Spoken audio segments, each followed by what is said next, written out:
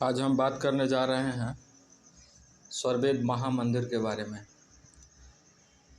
मंडली उमराहा में स्थित स्वरवेद महामंदिर, जिसका नींव सन 2004 में रखा गया था और इस मंदिर के निर्माणकर्ता हैं सद्गुरु स्वतंत्र देव जी महाराज।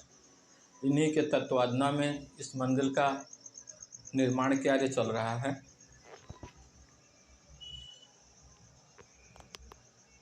सद्गुरु इनके पूर्वज अनंत श्री सद्गुरु सदाफल देव जी महाराज, जिनका जन्म सन 1888 ईस्वी में बलिया जिले के पूर्व पकड़ी ग्राम में हुआ था। इनका अवतरण बलिया जिले के पूर्व पकड़ी ग्राम में हुआ था और इन्होंने बाल्यकाल से ही योग साधना में रत रहे। जब इनकी अवस्था आयु 11 वर्ष के थी, उस समय इन्होंने पकड़ी ग्राम में स्थित एक शिव मंदिर है, जो अभी स्वरवेद महामंदिर के मुख्य आश्रम जो वृत्तिकूट है, उस वृत्तिकूट के सामने पूरब में स्थित उसी शिव मंदिर में ये जब भी स्कूल जाते थे तो स्कूल से न रहकर ये उस मंदिर में आकर और ओम नमः शिवाय का जाप किया करते थे। एक अवस्था ऐसी आई कि जब ये एक दिन में 5000 ओम नमः शिवाय मंत्र का जाप करते थे। जब इनको अध्यात्म शिक्षा की ओर जाने का प्रेरणा उत्पन्न हुई तो इन्होंने हमारे काशी बनारस में स्थित आर्य समाज, जो कि एक सांस्कृतिक धर्म का धार्मिक शिक्षा स्कूल है, उसमें दाखिला लेने के लिए बनारस गए, जहाँ पे इन्हें मध्य पंडितों ने धर्म का शिक्षा देने से रोक दी और उन्होंने यह कहते हुए रोका कि ये जो धर्म का जो ज्ञान है, यह धार्मिक ग्रंथ वेद जो है वो पंडितों के लिए ही है। इससे उनकी मनोभावना को अति ठेस पहुंची और वे पुनः वहाँ से रिटर्न होकर और मन में एक संकल्प लिए कि मैं इस वेद को समस्त मानव मात्र के लिए सुलभ कर दूंगा। और एक ऐसी व्यक्ति की उन्होंने निर्माण की, जिस निर्माण विधि को आज हम आपको सभी के समक्ष रखने जा रहे हैं। और इस व्यक्ति से हजारों नहीं लाखों लोग जो हैं कि आज लाभान्वित है।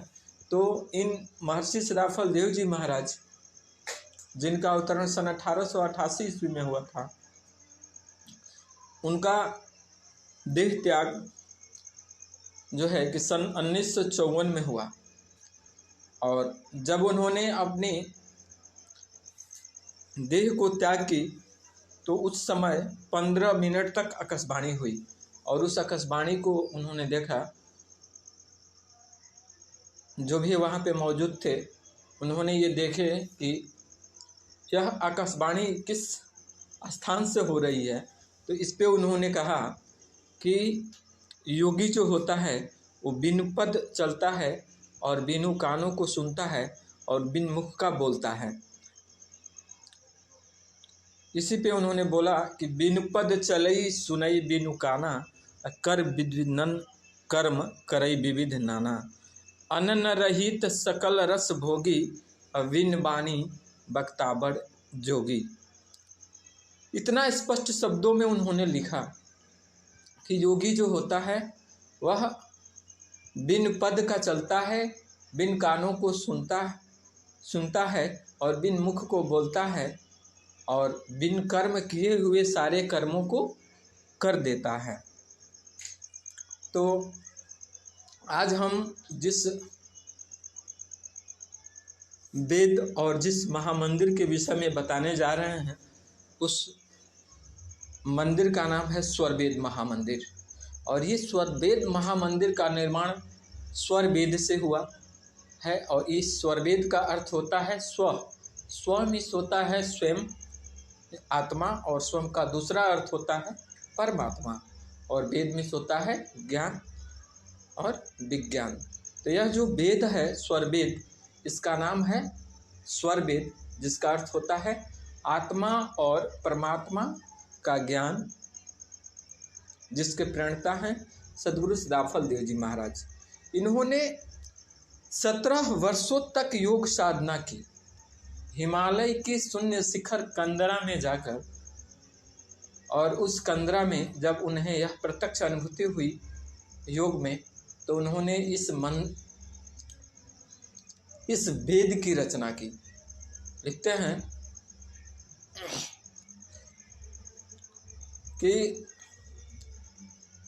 स्वरवेद जो है यह स्वयं की आत्म की अनुभूति है, जिस ज्ञान को नित्यानादि सद्गुरु ने प्रदान किया। और उसी ज्ञान को उन्होंने जो है कि 2170 ऋचाओं में लिपिबद्ध किया, जिसका नाम है स्वरवेद। और इन्हीं स्वरवेद से बना है ये स्वरवेद महामंदिर, जिसमें 3170 ऋचाएँ ग्लैंड स्टोन पे लिखी जा रही हैं, जो कि इस मंदिर के दीवारों पे सजाए जा रहे हैं।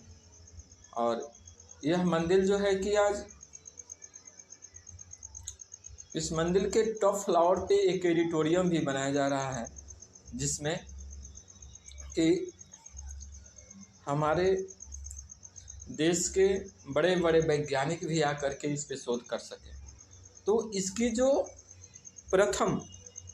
प्रथम जो साधना की जो व्यक्ति है, उस पे हमारे इंडिया के नसा के वैज्ञानिकों ने इस पे रिसर्च किया, और रिसर्च करके और ये पाया कि इस मेडिटेशन को करने से हमारी मन की